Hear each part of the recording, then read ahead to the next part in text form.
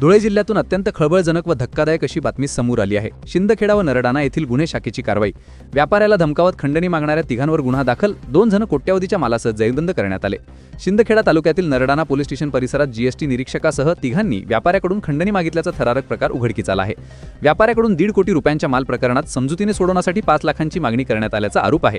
या प्रकरणी पोलिसांनी संबंधितांवर खंडणीचा गुन्हा दाखल केला असून 2 जणांना कोट्यावधी रुपयांच्या मालासह अटक करण्यात आली आहे।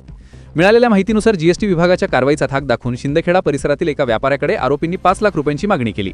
व्यापाऱ्याने या प्रकरणी पोलिसांत तक्रार दाखल केली। त्यानंतर शिंदखेडा पोलिसांनी सापळा रचून आरोपींचा पर्दाफाश केला।